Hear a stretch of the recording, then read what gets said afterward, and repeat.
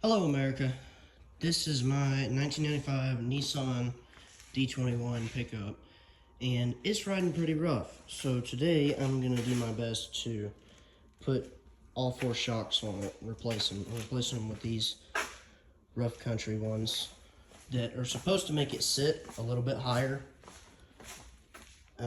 These are the front shocks and these are the rears.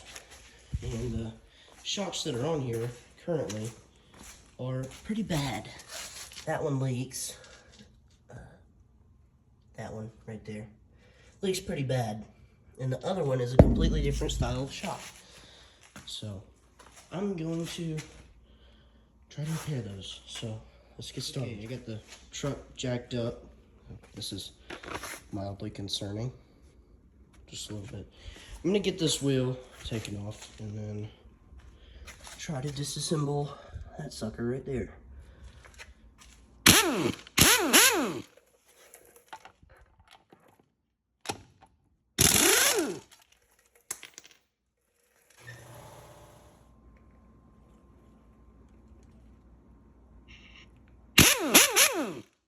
Okay, I was able to get this shock off.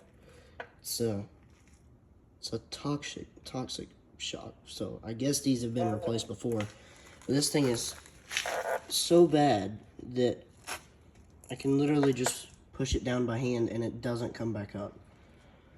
So this definitely needed to be replaced. You have to take off this.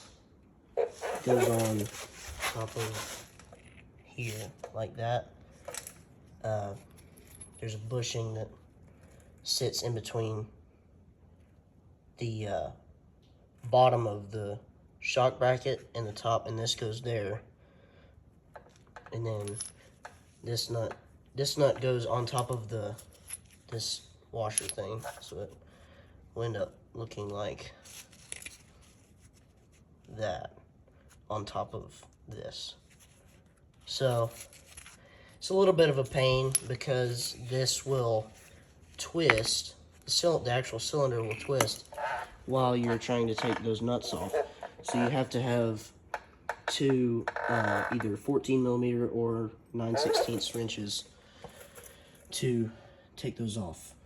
And it's not too terribly difficult, so I'm gonna go get the new shock and put it on here, and hopefully it's a lot better than that piece of crap.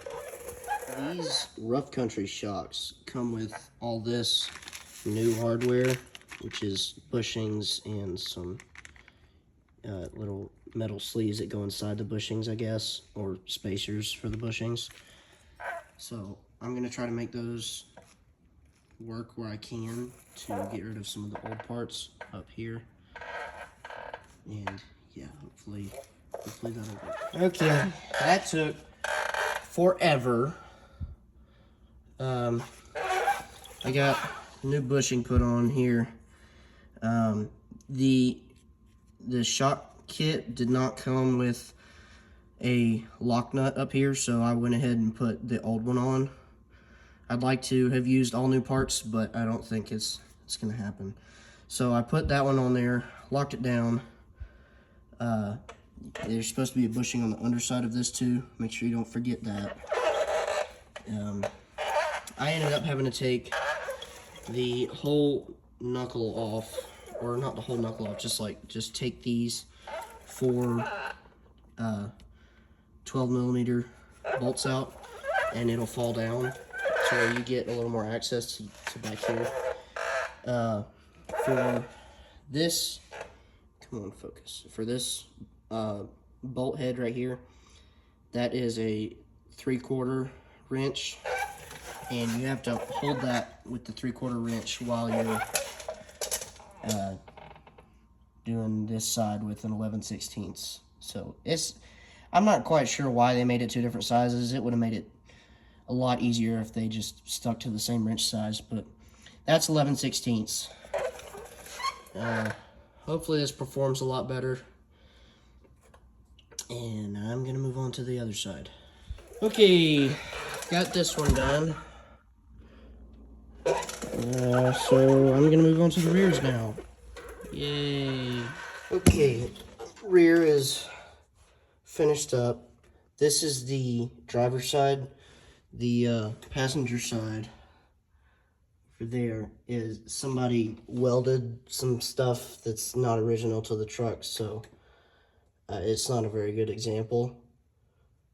But this side, it was an 11/16 bolt. I'm sure this truck is all metric, and I'm just doing it with standard sockets. But I don't know. This truck was built in Tennessee, so it may or may not have been all standard. I really don't know. It's the sockets seem like they fit. So this is 11/16. There's a little dust cover that goes over the bushing on your shock. It goes on this peg right here, and you'll have to depress it a little bit. It's a little difficult. You'll have to depress it to get it to go on this bottom one. I would recommend putting the top on first. And then it's the same. It's 11/16 down here, the dust cover, and it goes on a peg on this plate that's on the U-bolts that go over the axle.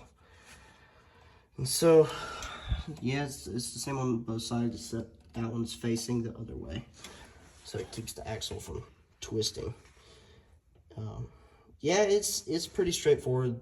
The rear is pretty straightforward. The front's a little more difficult because you have to take the wheels off.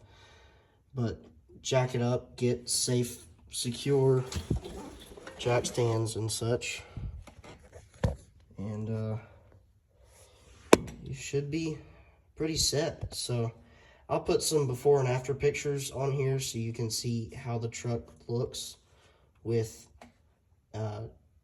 good shocks on it. It really doesn't change it much. I think it just levels it out a little bit. But yeah, other than that, it's pretty straightforward. Thanks for watching, and I'll catch y'all in the next one. Peace.